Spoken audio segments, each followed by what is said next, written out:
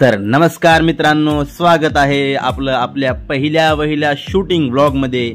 हा shooting blog करण्याचं एकमेव कारण म्हणजे तुम्हाला हे दाखवून द्यायचंय की वेब सिरीज किंवा कुठलाही व्हिडिओ मध्ये लहान मुलांसोबत शूट करण्यामध्ये किती अडचणी येतात।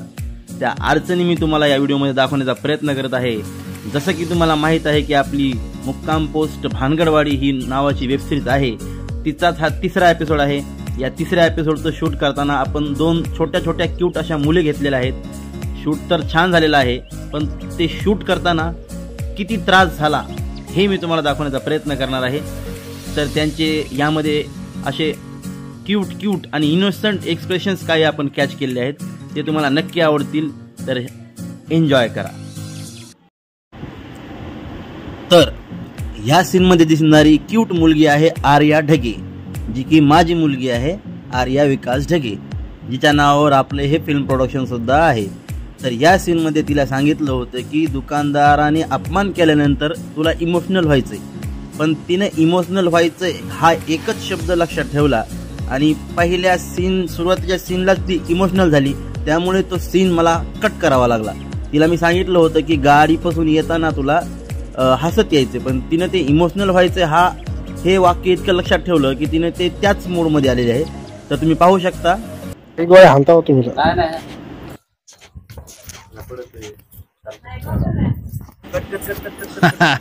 तर बघा, तुम्ही बघू शकता हे तिच्या अगोदर बिलकुल लक्षात आलं नाही की आपल्याला इमोशनल दुकानदाराने अपमान केल्याच्या नंतर व्हायचंय।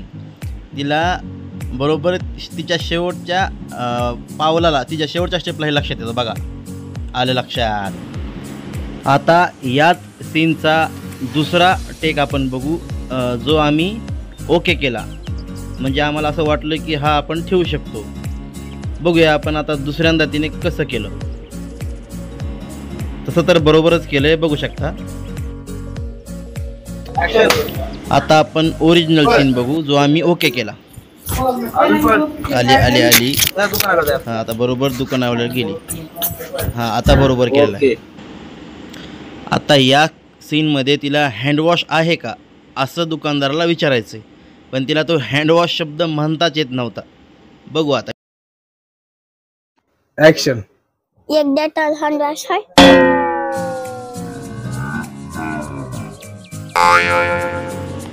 आता इथे ती चुकली, हँडवॉशला होंडवॉश म्हणली, पण हे तिच्या सुद्धा लक्षात आलेलं आहे।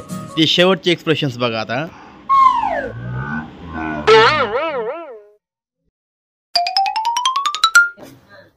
ऍक्शन। डेटॉल साबण है। मन परत। दुसऱ्या टेक मध्ये तर ती हीच विसरून गेली की तिला डेटॉल हँडवॉश म्हणायचंय, तर ती डेटॉल हँडवॉशच्या ऐवजी डेटॉल साबण द्या असं बोलली आणि स्वतःच मग तिला लक्षात आलं की चुकले। ऍक्शन। डेटॉल साबण है।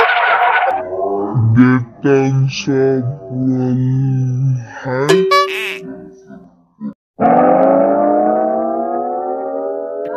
ऍक्शन। डेटॉल हँडवॉश है। हँडवॉश, हँडवॉश, साबण अशा चुका करत करत जवळजवळ 7 ते 8 टेक घेतल्यानंतर आर्याने परफेक्ट वाक्य घेतलं।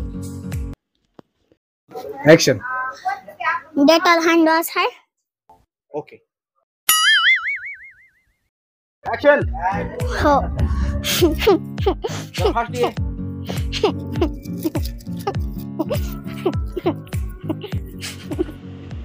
आता या सीन मध्ये तिला सांगितलं होतं की तुला असं रडत यायचंय आपल्या शिदू अंकलकडे, पण ती रडते का हसते तेच कळत नव्हतं, म्हणून आम्हाला हा सीन परत रिशूट करावा लागला। अरे काय झालं तिथे? इकडे इकडे इकडे काय झालं बघा, काय झालं? काय पुन्हा तू काय माहिती का, तुला माहिती का तुला बर्थडे, तू काय म्हणत मला काय माहित म्हणत आहे, तर असं म्हणून निघून जायचं शेवटला का? शेवटला म्हणायचं पण शेवटला धडा शिकला काही झाल्यानंतर। Ready, action.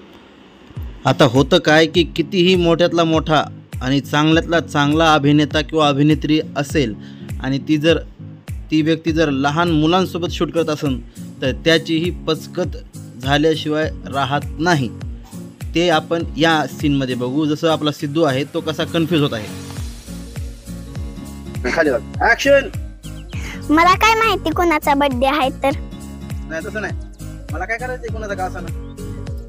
Ready action. मला काय करायचंय कोणाचा बी असं ना. निघून जा. आता इथे सीन काय चाललाय, घडलंय काय, हे आम्ही तुम्हाला आत्ता दाखवू शकत नाही. कारण आत्ता जर दाखवलं तर तुम्ही भानगरवाडीच्या 3ऱ्या एपिसोडमध्ये नेमकं बघतान काय. पण तुम्ही हे समजून घ्या की इथं मी दाखवण्याचा काय प्रयत्न करतोय. इथं मुलांचं जे ॲक्टिंग करताना जे कन्फ्युजन होतं ते मी दाखवतो तुम्हाला. ॲक्शन.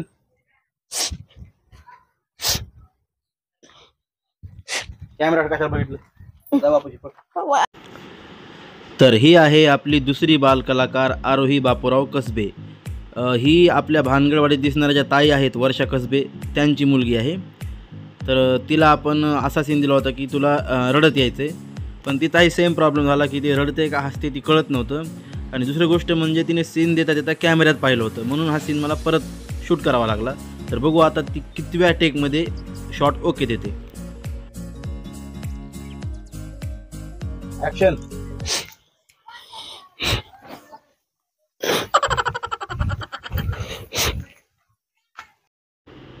तर दुसऱ्या टेकमध्ये तिने परत प्रयत्न केला, पण ते असं वाटायला लागलं की ती डोळ्याचा आणि हाताचा व्यायाम करते किंवा एखादी डान्स स्टेप शिकते. त्यामुळे परत आम्ही हा टेक घेतला. ॲक्शन.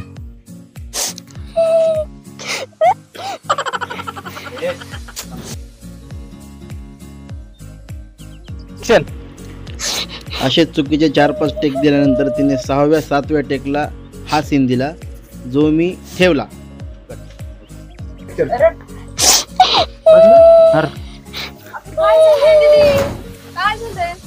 काय झालं रे बेटा. आरोही काय झाले. काय झालंय. हसायला लागली ती. तर मित्रांनो, हा ब्लॉग बनवण्यामागचा हेतू हा नव्हता की या मुलांचा अपमान करणं किंवा यांना अभिनय येत नाही हे दाखवून देणं. तर हे सिद्ध करण्यासाठी हा ब्लॉग बनवलेला आहे की शूटिंग करण्यामागे किती मेहनत असते. तुम्ही जो 10, 12 किंवा 15 मिनटाचा एपिसोड बघता तो तुम्हाला बघायला सोपा वाटत असेल, पण तो शूट करताना किती प्रॉब्लेम्स येतात आणि आम्ही किती मेहनतीने तो शूट करतो आणि तुम्हाला हसवण्याचा प्रयत्न करतो हे दाखवण्यासाठी हा ब्लॉग तयार केलेला आहे. आणि असं नाही की फक्त लहान मुलं चुका करतात किंवा फक्त लहान मुलंच वेळ घेतात, तर मोठे कलाकारसुद्धा वेळ घेतात. ते आपण नेक्स्ट ब्लॉग व्हिडिओमध्ये बघू. पण हा जो शूट झालेला आहे 3ऱ्या एपिसोडचा, हा 3रा एपिसोड येत्या रविवारी आपल्याला सकाळी 7 वाजता बघायला भेटेल. तो तुम्हाला आवडेल अशी अपेक्षा करतो. भागाचं नाव आहे वाढीव दुकानदार. नक्की एन्जॉय करा आणि आम्ही जी मेहनत करतोय त्याला सपोर्ट करा हीच अपेक्षा आहे. धन्यवाद. Bye bye.